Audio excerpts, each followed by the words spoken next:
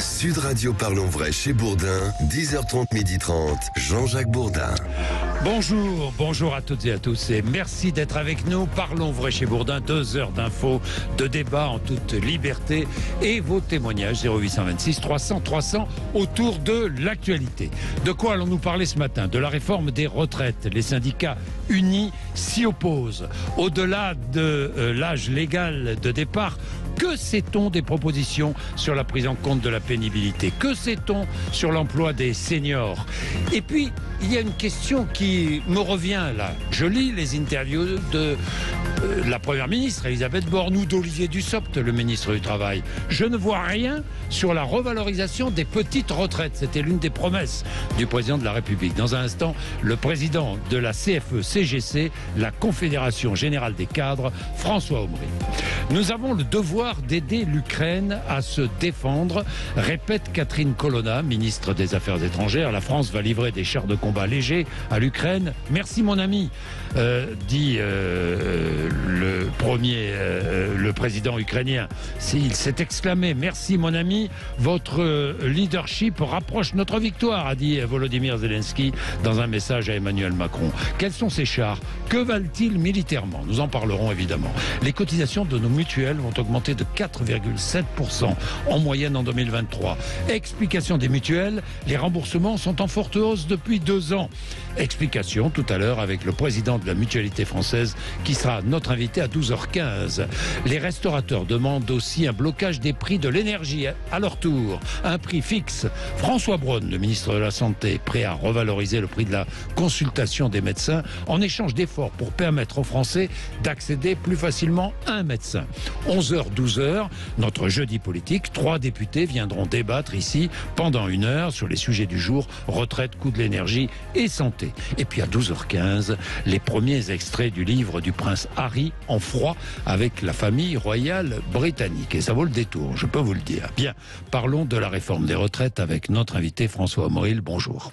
Bonjour Jean-Jacques Bourdin. Merci d'être avec nous, président de la CFE-CGC, les cadres. Alors les cadres, c'est le contremaître, c'est l'agent de maîtrise, c'est dans une entreprise. C'est vaste. Vous représentez combien de cadres en France? Il y a combien de cadres en France? C'est la France moyenne. Oui, nous on dit les membres de l'encadrement. Les membres de l'encadrement, oui. Toutes les personnes qui exercent dans leur entreprise, quel que soit le secteur économique, des responsabilités particulières. On représente aussi, bien sûr, tous les agents de la fonction publique, en tout cas tous ceux qui souhaitent être représentés par la CFE-CGC. Et pour répondre très précisément à votre question sur le niveau de représentativité, nous, on a à peu près 150 000 adhérents, à jour de leur cotisation, comme on dit, et on représente pas loin de 600 000 personnes qui votent pour la CFE-CGC aux élections professionnelles. 150 000 adhérents, c'est plus que pour des partis politiques, je le dis tout de suite. Oui, bien sûr. François Omry. Non, mais parce que on parle souvent de la représentativité et des syndicats et des partis politiques, ce qui est une vraie question d'ailleurs dans notre pays. Bien, François Omry, parlons de cette réforme des retraites. Vous êtes opposé au recul de l'âge légal de départ à la retraite, 64 ou 65 ans, on ne sait pas. Vous êtes opposé à cette réforme, vous le dites clairement, vous l'avez dit à Elisabeth Borne quand vous l'avez rencontrée hier, François Omry. Comment allez-vous concrétiser cette opposition? Vous allez vous mobiliser ou pas? Alors oui, on va se mobiliser, tel que moi-même j'en ai le mandat pour engager mon organisation, tout le temps que nous resterons en intersyndical, comme on dit. Vous savez, il se passe quand même quelque chose d'assez étonnant, pas nouveau, mais relativement rare, trop rare, c'est que l'ensemble des organisations syndicales sont unies contre ce projet. Nous avons fait 3 communiqués de presse intersyndicaux depuis l'été, et à chaque fois on reprend les mêmes arguments, et nous, bien sûr, on est solidaires de ces arguments-là, et on restera solidaires de toute mobilisation. Alors, manifestation, vous êtes prêts à descendre dans la rue, à manifester, vous les cadres? Je peux vous dire que oui, vous savez... Alors, je ne vais pas vous donner la date parce que, pour être franc, je ne la connais pas et je ne peux pas la connaître puisque cette date, elle sera décidée entre nous. Et donc, décidée quand? Écoutez, elle sera décidée probablement dans une réunion qu'on aura entre syndicats, entre le 10, à partir du 10. Oui. Parce que aujourd'hui, comme on dit, on ne peut pas préjuger de ce que seront précisément les annonces, mais on peut quand même les connaître dans le détail. Puisque... Oui, le 10, réforme des retraites, présentée par Elisabeth Borne. Voilà, c'est ça. Donc à partir de ce moment-là, quand on aura la présentation concrète qui ne va pas s'éloigner de ce qu'on a deviné désormais, vous l'avez vous-même commenté, eh bien on se réunira, il faut respecter le timing du gouvernement. Nous, on se glisse dedans, c'est pas un problème. Donc, vous vous réunirez, vous vous mobiliserez et vous manifesterez. Parce que vous êtes opposé à cette réforme. Vous savez, en fait, on est opposé à cette réforme. Peut-être, si vous me donnez quelques secondes, je vais vous dire pourquoi quand même. Oui, parce bien que sûr, nous allons, évidemment. Si vous voulez, le gouvernement a un récit qui a été modifié d'ailleurs entre avant l'été et après l'été. Oui. Son premier récit, celui de la campagne électorale, celui du mois de mai, du mois de juin, c'est de dire, écoutez, voilà, nous avons besoin d'argent parce qu'il n'y en a plus assez désormais. Il faut financer des grands projets. On parle de l'hôpital, de la transition climatique, énergétique, de l'éducation, etc. Et nous avons besoin de marge de manœuvre budgétaire. Pour cela, on a besoin d'argent. Et le seul moyen d'accéder à plus de moyens budgétaires, c'est que les gens travaillent plus. Et donc, on va décaler l'âge de la retraite. Alors nous, on dit, écoutez, on comprend pas, ça tient pas la route, votre histoire. Parce qu'en fait, le régime des retraites par répartition, on parle de ça. Donc des retraites du privé, en fait. Oui. C'est un système autoporté dans lequel il y a des cotisants, dans lequel il y a des pensions qui sont versées et il y a la recherche permanente de l'équilibre. Et pour le coup, les partenaires sociaux, leur bilan, il est plutôt bon quand même. On a aujourd'hui sur les retraites par répartition, pour la partie complémentaire, plus de 180 milliards de réserves. Ça prouve que les gens, eh bien, ils ont travaillé, les responsables syndicaux et patronaux, pour le coup, qui travaillent ensemble sur ces questions-là, ils ont pris leurs responsabilités. Il y a eu beaucoup de réformes par le passé qui ont eu un impact important sur le niveau des revenus, sur tout un tas de choses. Donc des réformes qu'il fallait faire. Des réformes qu'il fallait faire pour la plupart. Bon. Donc nous on a toujours été là-dedans. Le gouvernement dit, oui, on a fait des réformes qu'il fallait faire, maintenant il faut continuer à faire des réformes qu'il faut faire. Mais non, le gouvernement change de version. C'est-à-dire il fallait faire des réformes pour pouvoir, comme on le dit souvent, c'est cette formule sauvegarder le système. Moi, je l'assume, c'est pas un problème. Là, le gouvernement est venu vers nous avant l'été en disant il faut faire cette réforme pour que vous travaillez plus et pour que ça nous donne plus de moyens budgétaires pour pouvoir financer. Donc c'est une question d'argent pour vous. Donc en fait, c'est une question de transfert. En fait, c'est une question de transfert de budget. L'État veut prendre l'argent des salariés de leur retraite pour pouvoir financer d'autres projets qui n'ont rien à voir avec la question de l'équilibre des retraites. Et c'est ça qui n'est pas acceptable. Et qui n'est pas dit, selon vous. Alors, ça a été dit au début, mais la version a changé. La version a changé après l'été. Alors, on va rentrer juste rapidement dans le détail. Sur l'âge de départ, 64 ou 65 ans, ce n'est pas fixé. On se fixe, comment dire, on s'obnubile un peu avec cet âge de départ, mais il n'y a pas que ça. Ça entraîne des quantités de conséquences. D'abord, la durée de cotisation. 43 ans de cotisation, le gouvernement dit on n'ira pas plus loin que 43 ans de cotisation. Il est évident que si l'âge légal est à 64 ans, il faudra que la progression soit plus rapide que si l'âge légal est à 65 ans. C'est évident. Mais moi, il y a 3 points sur lesquels je voudrais insister avec vous. D'abord, sur la place des seniors. Alors, le gouvernement nous dit, sur la place des seniors dans les entreprises, il va falloir que les entreprises soient transparentes, qu'elles fassent la publicité sur la place des seniors donnée dans l'entreprise. Sinon, il y aura des sanctions possibles. Est-ce qu'on peut aller plus loin pour encourager le travail des seniors ? Évidemment, il faut aller plus loin. Ce que propose le gouvernement, j'ai de la peine à le dire, mais c'est du bidon. Oui, je suis assez d'accord. Ça ne veut rien dire. Le gouvernement pense qu'il peut croire aux promesses du patronat. Mais en fait...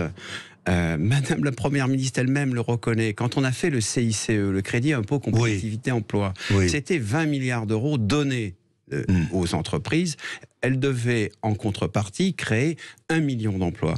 Il n'en a rien été, tout le monde le sait. Même France Stratégie, qui est un bureau d'analyse qui dépend du Premier ministre, l'a reconnu. Donc, si vous voulez, on ne peut pas faire confiance aux promesses. On ne peut pas créer des emplois d'un coup de baguette magique. On ne peut pas créer... Le badge 1 million d'emplois, c'était... Non, on ne peut pas créer des emplois d'un coup de baguette magique. Là-dessus, je suis d'accord avec vous. Par contre, on peut intervenir pour que l'ensemble du secteur économique et ce qu'on appelle la chaîne de valeur, c'est-à-dire les décisions qui sont prises dans les entreprises, de la grande entreprise, donneur d'ordre dans toute la chaîne, soit orienté de façon différente plutôt que toujours maximiser le profit pour les actionnaires. Voilà notre vision des choses. On pense que l'entreprise est une entité absolument nécessaire, bien entendu, au fonctionnement de l'économie, de la vie et de la société et de tout ce qui est mécanisme de solidarité. Simplement, la question qui est posée, c'est comment on réoriente les décisions qui sont prises dans l'entreprise pour le bien commun. Et là, on est totalement à côté de la plaque. Et s'agissant, puisque c'est le sujet central, la question des seniors, il faut quand même un peu se poser la question de savoir qu'est-ce qui motive une entreprise dans sa volonté toujours de faire des plans de licenciement à partir de 58 ans pour faire le nettoyage dans les entreprises. C'est quand même un problème assez central dans notre affaire. Alors que proposez-vous, vous, à la CGC pour encourager l'emploi des seniors? Alors nous, on a fait 23 propositions qu'on a communiquées. Je ne vais pas en faire le détail ici.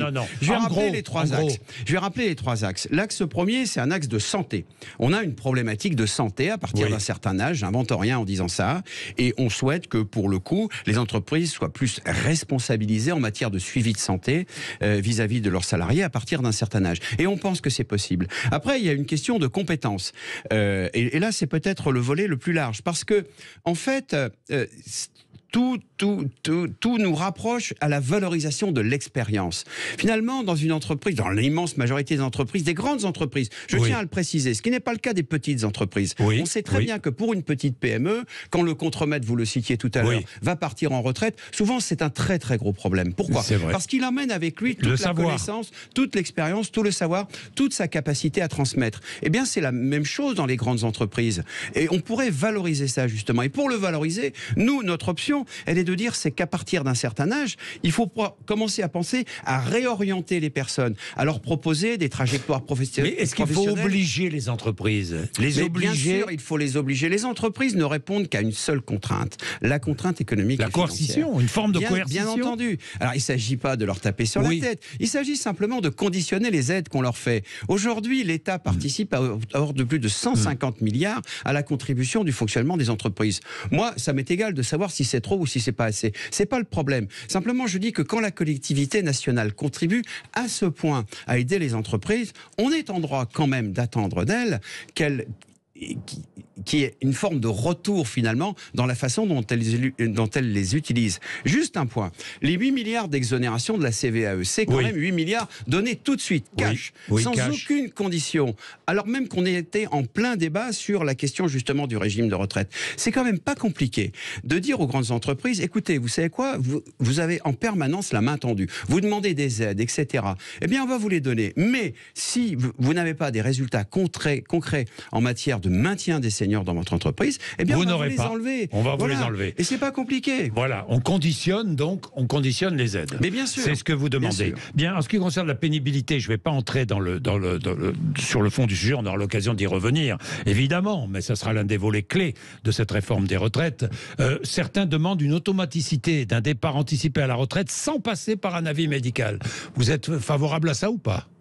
Non, moi je pense qu'il faut être relativement prudent. Bon, c'est pas un sujet forcément sur lequel on a eu une concertation importante, ni en interne ni en externe, mais je pense qu'il faut en toutes circonstances rester très très lié à ce qu'est capable de développer en matière de suivi, de contrôle, la médecine du travail. Ça, vous savez, c'est un point sur lequel on est assez sensible. La CFE-CGC n'est pas pour rien le premier syndicat chez les médecins du travail. Et nous, on considère qu'il faut redonner une place plus importante, plus responsabilisante à la médecine du travail dans les entreprises. Bien, François Omril, est-ce que vous avez entendu parler, lorsque vous avez rencontré la Première ministre, Elisabeth Borne, de la revalorisation des petites retraites? Parce que c'était une promesse d'Emmanuel Macron.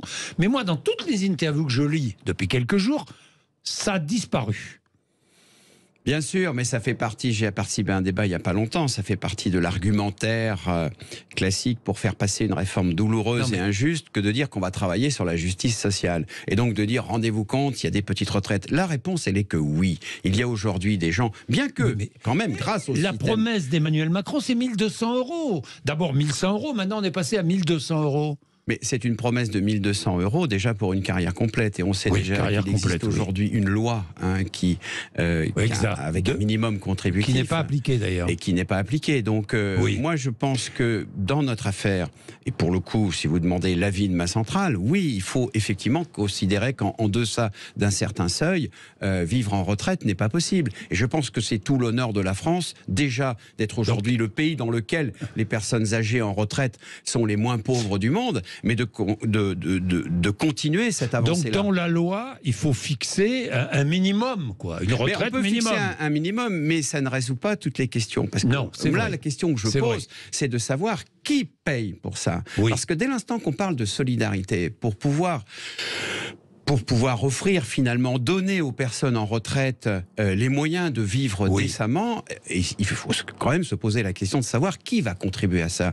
Il s'agit de solidarité nationale, et moi je pense que la question mérite débat, mérite négociation, pourquoi pas, entre les différentes parties qui peuvent contribuer à ce minimum. Bien, Sébastien, on va prendre Sébastien, qui est cadre. Sébastien est dans les Bouches-du-Rhône. Bonjour Sébastien. Bonjour à tous. Vous êtes cadre dans le secteur aéronautique. Vous gagnez 4 000 € par mois. Et si vous voulez partir à taux plein, vous ne pourrez partir qu'à 68 ans et vous toucherez 1 800 € de retraite, c'est cela ? Un peu plus de 1 800 € de retraite, ça c'est le calcul de base sans prendre en compte les complémentaires qui sont que mon entreprise me permet d'avoir. Mais de base, c'est exactement ce qui m'est arrivé en recevant un mail. J'ai fait tout mon petit parcours. J'ai commencé à 24 ans à travailler dans mon entreprise comme non-cadre. J'ai une belle carrière qui m'a permis de devenir cadre. Et derrière, je viens d'apprendre que si je veux partir à taux plein, ça sera à 68 ans, à 1 890 € par mois. Avec le système actuel, 1 890 €. Actuel et suivant le site là, France Connect qui m'a permis de calculer ça. Bien sûr, bien sûr. Alors que voulez-vous dire ? Par rapport à ça, moi, je suis quand même assez atterré. Aujourd'hui, en plus, suivant la classe sociale où je suis, je paye énormément d'impôts, j'ai pas d'aide, je travaille énormément pour pouvoir justement, j'ai énormément travaillé pour arriver à cette situation-là. Et quand je vois combien je vais partir à la retraite, je suis en train de me poser vraiment de m'y intéresser de plus en plus. Et je suis vraiment contre cette réforme des retraites. Je trouve qu'aujourd'hui, oui, mais ça ne va pas. Réforme ou pas, pardon, je vous coupe, Sébastien. Oui. Réforme ou pas, ça ne va pas améliorer le montant de votre retraite, hein ? Ça va pas améliorer le montant de ma retraite. Il va falloir aussi qu'on m'explique comment ça va. Déjà, moi je voudrais partir. Si je pars à 1 800 €, je veux bien, mais à 68 ans. Aujourd'hui, je suis encadrant. J'ai beaucoup de personnes qui sont dans qui ont 68 ans parce que vous avez commencé tard et que j'ai commencé à 24 ans, et qu'il faut 43 ans et qu'il faudra 43 ans de cotisation, quand même. Exactement, mais je vais vous dire, ma femme, elle est médecin du travail, elle a un bac plus 12, aujourd'hui elle finit aussi à 68 ans. Et pendant ces 12 ans d'études, elle n'a pas été considérée comme cotisante. Et donc du coup, elle a commencé tard, mais parce qu'elle a dû faire des études pour faire ce métier-là, dont la France a besoin. Donc c'est quand même un petit peu compliqué. Derrière moi, Est-ce que vous envisagez, je vous coupe, attendez, Sébastien, je vais vous poser une question. Est-ce que vous envisagez plus tard le cumul emploi-retraite, par exemple ? Écoutez, si je finis à 68 ans, non, je le ferai pas. Typiquement, là, je vais vous dire, j'ai un exemple. J'ai une personne qui a fait un AVC à 55 ans. Elle a été pendant 2 ans comment ça s'appelle, à 50% avec je sais plus comment on appelle ça, avec la CPRM qui couvre les autres 50%. Oui. Donc, là, elle a une affection longue durée. Exactement. Cette période s'arrête et elle est venue me voir en me disant, mais écoute Sébastien, je m'en remets pas. Qu'est-ce qu'on fait ? Est-ce que tu peux me passer à 50% ? Mais je lui dis, bah oui. Et il a 58 ans, il est rincé. Et il vient d'apprendre qu'il va partir à 64 ans à la retraite. Donc il y a un moment, il faut prendre aussi en compte, il n'y a pas que de la pénibilité parce qu'on est ouvrier, il y a aussi de la pénibilité chez les cadres, suivant notre état de santé. Plus on avance dans l'âge, plus ça devient difficile. François Aubry. Oui, Sébastien a parfaitement raison.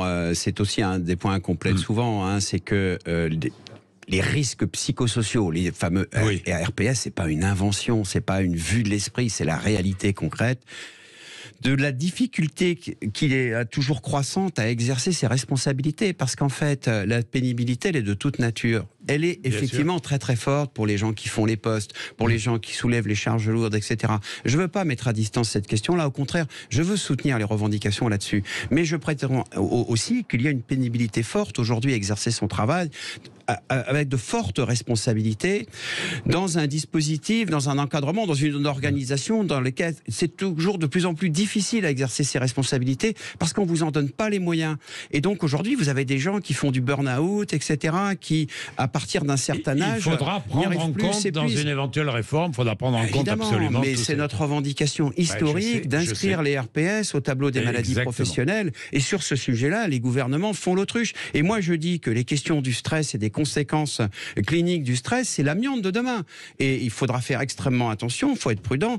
J'aime beaucoup le témoignage de Sébastien, parce que nous ces témoignages-là, nous les avons au quotidien en permanence. Merci François Omril d'être venu nous voir. Merci vraiment. Nous aurons l'occasion de nous retrouver, parce qu'on n'a pas fini de parler de cette réforme des retraites. Sébastien, merci.